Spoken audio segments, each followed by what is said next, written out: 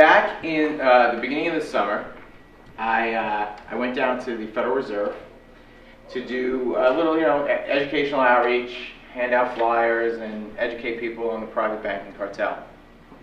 So I had my son with me. He was about 6 months old at the time. And so I had him in the carrier on my chest, and I went down there with my flyers and my Bernanke box. And when I get there, I had actually posted the night before on Facebook that I was going to do this. So the next day I get there, and there's about 50 cops surrounding the Federal Reserve. They were just lined up every 10 feet, protecting the fortress. So I walk up to the first cop. Now I don't look like a protester, I'm just a dude walking with his baby, So I go to the first cop. Hey man, what's going on? So much security today. Somebody special here? Oh yeah, it's just a drill, whatever. So I go to the next guy. He's like, yeah, I don't know. I was just told to come down here. The third guy was a white shirt, as we call him. He's a higher ranking officer. He says, yeah, there's supposed to be a protest here today, so that's why there's all the extra security. I said, all this just for a protest? He said, yeah, well, some people want to get their money's worth. So I thought that was an odd comment. Some people want to get their money's worth.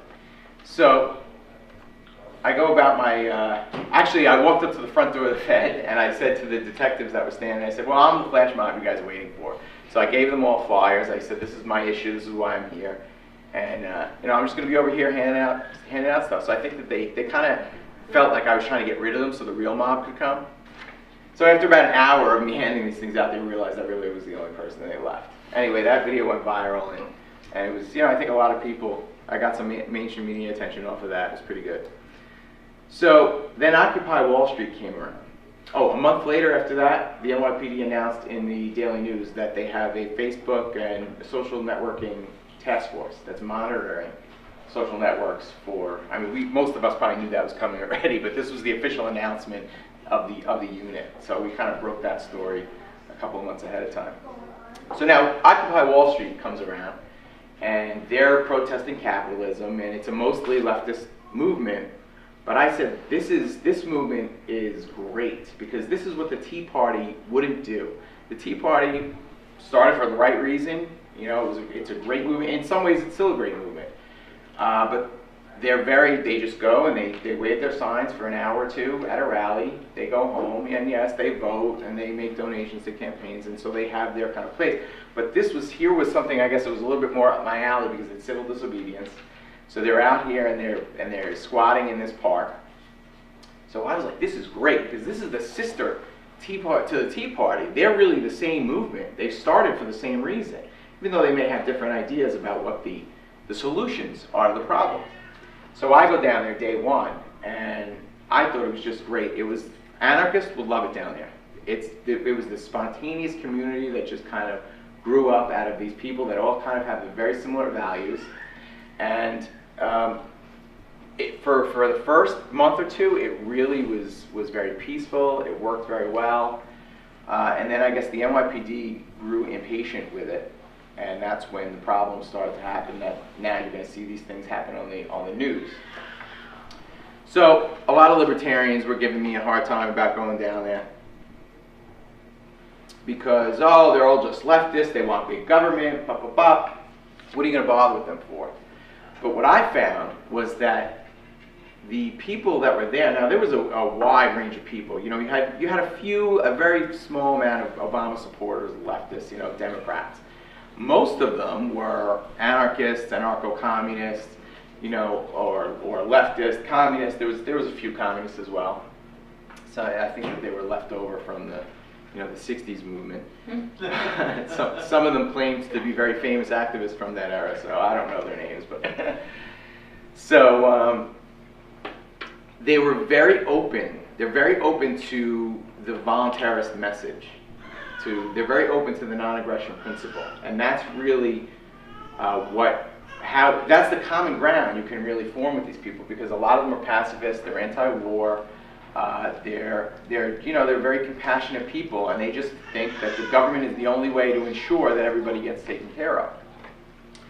So they were resistant to the message of the Fed, because when I said we need to end the Fed, they were hearing we need to stop regulation, and that the free market and deregulation is what caused this problem. Now, most of us know, I think, that that's not really what the problem is. The problem is that the regulations were selectively enforced. You know, they both, the powers that be, the Fed can use regulation and deregulation to do what they want to do. They just manipulate it.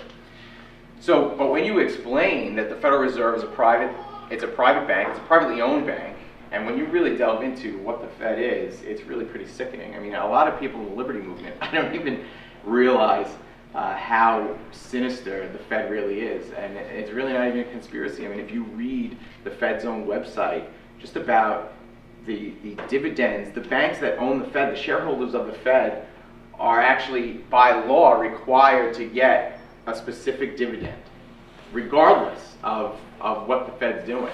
So this is really just an embezzlement scheme. It's private corporations coming together, forming an organization that's called quasi-governmental, and they're just sucking taxpayer money out of our pockets. You know, they're using the government to steal from us.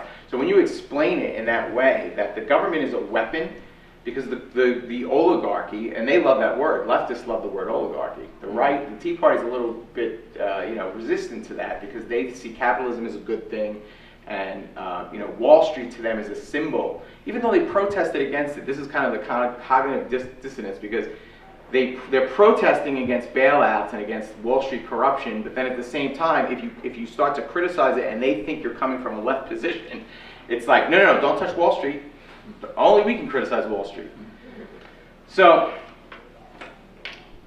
so when you approach it from that angle, and you explain to them that this is really a private corporate entity that is using the government as a weapon against the people, lights start to go off in their head. And then you can go into the non-aggression principle, and you can go into the other principles of anarchy and of voluntarism, and it really speaks to them. And it's how you can form unity, because and this also goes back to what John was saying.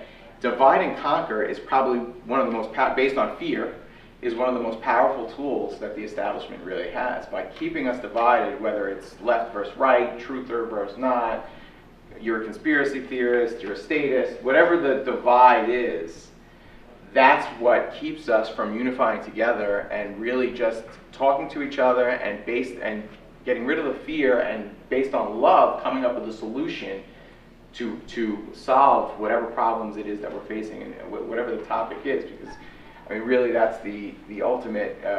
Love drives out fear, and so that's really the best way. And community is the opposite of community is, and when we're forming communities like this, like Liberty Forum, and we're coming here and we're spending time together, and then we're taking the ideas and the solutions that we're discussing here, and then we're going out into our own personal communities and then spreading it and building that community more.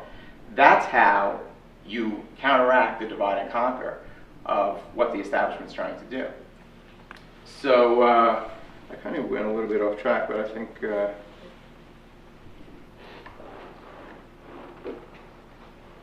think that's basically pretty much what I wanted to say. I mean, I think that really it's about not being judgmental of other groups. When I first started going to Occupy, I got criticism from the Tea Party, which I was very involved with in my area, and I also got a criticism from even the truthers were critical of me going to Occupy Wall Street. But I just said, you know what? I'm going to put all that aside, because I think there's a powerful movement here. These people are willing to sleep out in the cold, on concrete, in the rain, for what they believe in. So these are people that I want to try and harness that energy and that momentum and direct it towards something. And the Fed, when you can explain what the Fed really is, and they see that's really the crown of power that Wall Street has, and if we remove that crown of power, a lot of the problems that they see as part of capitalism that we know is really corporatism or fascism, it gets removed. All we have to do is take Wall Street off its throne. And I believe that the Federal Reserve is the way, by auditing, and it's got to be incremental. I don't think we're going to, Ron Paul's not going to get elected and end the Fed immediately. He talks about alternative currencies and, Bitcoin and using silver. These are ways that we can create alternative markets, and that's a big part of what John Bush, is currently involved in, a big part of his activism, which I really love, because it's about creating solutions and not so much protesting, and which is also, I think, an important part of the resistance part of it, to send the message of resistance. But it's also to while you're protesting, at the same time, be setting up, be growing food. I've started my own urban garden. I'm in New York City, but I've dedicated, I'm lucky that I have enough space that I was able to dedicate 1,000 square feet to growing my own food. I have my own chickens. I have 6 chickens. And, you know, so I'm also taking steps to make sure that I'm prepared and I'm building, you know, or investing in solutions that will help me to be able to not only help myself and my family, but to help others when the system eventually collapses, which it will. So I guess that's it.